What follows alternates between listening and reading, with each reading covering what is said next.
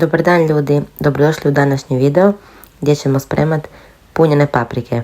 I meni je prvi put to, cijeli život sam htjela i tako da Jesus take the wheel i ljudi, držimo fige. Dalje u videu ću vam pričati zašto snimam u ovom obliku uopće i kako je sve išlo. Kao što vidite pokazujem da sam izdubila paprike i očistila za početak. Evo, možemo krenuti s kuhanjem.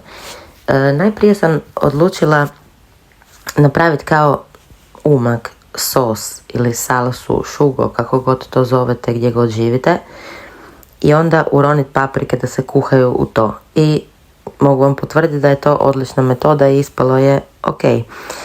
Tako sam u ovu srebrnu inox posudu, kao što vidite, stavila sam maslinovo i malo običnog ulja i narezala luk i sad ću još dodati mladi luk. U zadnje vrijeme svaki put kad koristim luk, koristim i mladi luk, zato jer ima malo više tog zelenog u sebi, pa možda je čak i zdravije. Dok to sjeckam, da vam ispričam zašto je ovakav oblik videa.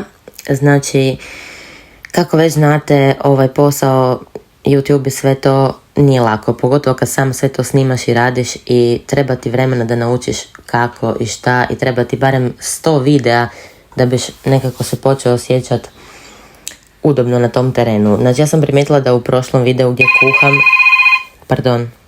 Pardon, očuhuje, zvoni mobitel. Uglavnom, htjela sam reći, primijetila sam u svom prošlom videu da kako se čuje, kako kuha to sve full i krčka i to, da se full slabo čuje moj glas i ono što vam ja pričam. To sam primijetila tek kad sam kod svoje bake na televiziji gledala svoj video, kad sam njoj pokazala kako sam skuhala blitvu, jer me ona to naučila. I onda sam primijetila da bi bilo bolje možda da ove videe što se tiče kuhanja snimim tako da snimim cijeli materijal i onda preko voiceover. Pa mi pišite da li ste zadovoljni ovakvim oblikom i da li vam se to sviđa. U ovoj posudi koja je bliže kameri, ova koja ima cvijeće, kuham krumpir na kockice obično. To će mi biti prilog da mogu napraviti pire krumpir zajedno sa paprikama. Njih se može jesti isto, na primjer, s paštom ili samo s kruhom i to, ali kad sam već to sve išla raditi sam rekla, ma napravit ću i pire mi je lako i tako da nije problem. I još sam usput skužila da nemam doma maslaca, to jest bura, i onda sam napravila s običnim biljnim uljem, nažalost, ali tako se moralo danas. Kao što vidite, bila sam ljena uzeti veći nož, zato jer sam taj imala negdje pod ruku i već je bio tu negdje, pa sam s njim odlučila malo po malo narezati taj luk, to jest žbula, kako mi to zovemo. Nisam sjeckala na jako male komadiće, onako roughly chopped, znači posjeckala sam i to je to. Kad se luk lijepo popržio, nakon jedno 15-20 minuta, baš mora doći onako golden lijepo i onda idemo dalje. Koga zanima, luk je iz tržnice, znači markat Labin, i tamo gledam kupovati tako sve voće, povrće, meso i sve tako domaće, jaja i sve što se može, jer znate ljudi šta nas čeka u supermarketima. Ovaj luk je iz OPG Sergo, imao je gospodin predivne lukove, kako sam rekla, i uzela sam 4 velika. Mladi luk, to jest škalonja, kako mi to zovemo, je od OPG Valković. To mi je jedan od najdražih OPG-a na markatu i ovim putem pozdravljam gospodina. Prije nego što sam se uopće odvažila na ovaj pothvat, pitala sam baku za par savjeta, zato jer ona je moja inspiracija i sve što znam o kuhanju nekako s njene strane sam naučila. I pa sam je pitala šta se tiče riži. Ona je rekla da ih prokuham, ali malo, znači ne za sve, ali opet ne da su sirovi, jer ako su za sve sirovi da se neće skuhati do kraja, pogotovo ako su kvalitetniji, znači oni galo ili skoti i to, ona je rekla da ne bi se skuhali do kraja, znači bolje ih je malo prokuhati, ali ne do kraja, jer ako ih do kraja opet će biti prekuhani. Tako da ljudi, skuhajte riži negdje pola. Dalje, sad sam ubacila meso u ti riži kuhani, to je polukuhani, i to sve pokušavam zamjesiti skupa sa začinima i onda puniti paprike sa time, znači čisto meso sirovo. By the way, meso je naravno od jedne jedine mesnice Jelen, markat Labin. Kako sam rekla ljudi, to je već 100 puta najbolja mesnica, zato jer uvijek znaš šta dobivaš, znaš šta je domaće, šta nije, šta je friško, šta je možda od jučer, da li da pričekaš pa da kupiš. Najbolja mesnica i etika njihova. Kao što vidite, dodala sam sol i papar i nisam htjela dodavati, na primjer, sad tu crvenu papriku ili nešto drugo, jer ću sve to dodati još u šugo, to jest sos u kojem će se paprike kuhat.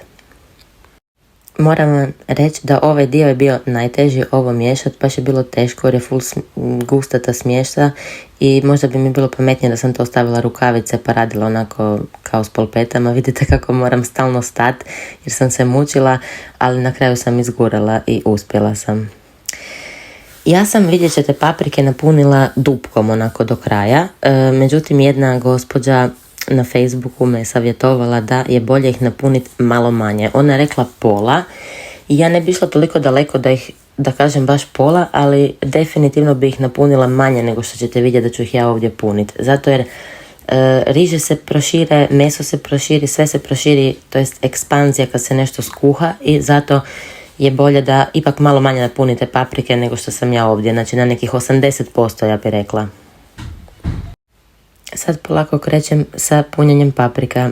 Budite spremni da ako nemate rukavice ili nešto da će vam to sve ići pod nokte i bit će malo fljaskavo i neugodno, ali nema veze.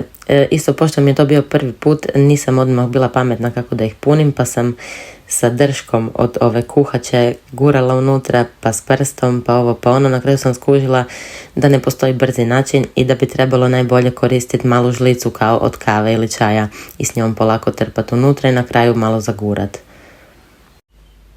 Ovo je trenutak kad me počela ispunjavati sreća, kad sam vidjela svoju prvu punjenu papriku i baš to lijepo izgleda, onako aesthetically pleasing, baš izgleda slatko, tako punašna, tu stoji, čeka da se uroni u odlično šugo ili sos. Pogledajte kako je to bilo slatko, ja sam uživala, jedva čekam da to opet idem raditi.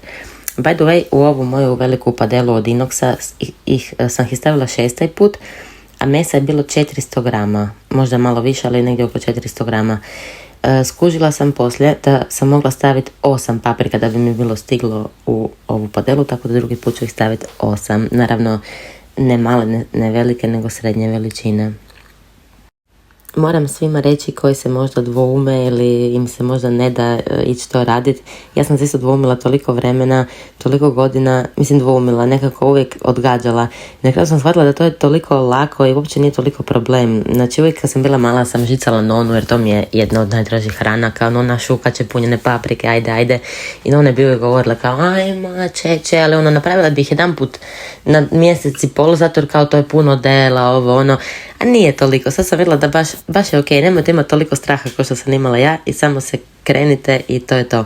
Znači to traje malo, kao što vidite, napraviti ovo šugo i to napuniti, ali poslije kad ih staviš kuhat, ja sam ih pustila da se kuhaju par sati i to je to, ne moraš više poslije ništa raditi, samo ih svako toliko provjeriš, malo promiješaš i to je to, nije toliko strašno.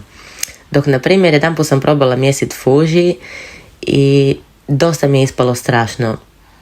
Sad razumijem nonu za fuži zašto ih nikad nije htjela mjesiti, ali za ovo nije toliko strašno. Evo, stvarno krenite, svako to može, nije toliko strašno, super. Ja sam toliko bila sretna, ovo mi je možda jedan od najsretnijih stvari koje sam skuhala. Još mi je drago da sam snimila, još sam se razmišljala da li da snimim ili ne. Bio je tu Livio, bili su mi radnici, bio mi je prijatelj, pa drugi prijatelj, pa stari, pa ovo, pa ono.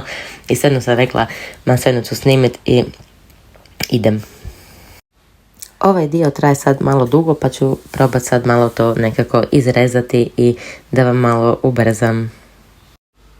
Nastavite puniti svoje paprike koliko god ih imate. Kako sam rekla, meni je na 6 paprika išlo oko 400 grama mesa, tako da računajte i evo, spremna je. U međuvremenu mi se popržio lijepo luk, tako da sad je vrijeme za dodat pelati. Možete dodati neki drugi oblik salse, ali najbolje čim prirodnije i čim veći komadi. Pelatima sam samo porezala one vrhove, bacila ih u kompost i drugo sam sve ubacila unutra ovako cijele, onda su se oni pomalo poslije raspali. Mislim da pasata ne bi bila tako dobra jer došlo bi sve onako gusto previše i bez komada pomidora i pelati su bolja opcija. Samo budite na oprezu da koristite neke dobre pelate, znači ili ove, ili muti, ili čirio. Evo kako izgleda luk kad je lijepo popržen i sad je vrijeme da možemo ubaciti pelati. Ovo što vam ostane zalijepljeno za stijenke od tanjura poberite s vodom. Sad je vrijeme za uronit paprike. Kako sam rekla, meni ih je stiglo tu 6, ali mislim da bi bila mogla nagurat i 8. Vrijeme je za začiniti sve zajedno. Sol, papar, mažuran, crvena paprika i mljeveni bosiljak, zato jer onaj živi koji imam više nije živ nego je umro. Kako sam već rekla, sad više ne morate ništa raditi, samo svako toliko promiješajte i provjerite i neka se sve skupa kuha par sati i onda uživajte. Usput si pripremite neki prilog kao što sam ja pire krumpir. Ljudi, nadam se da ćete ići to raditi. Pišite mi u komentare kako vam je ispalo, da li volite ovaj recept, sve mi pišite, ostavite like i molim vas da se pretplatite, to mi puno znači. Vidimo se u sljedećem videu, volim vas, bye!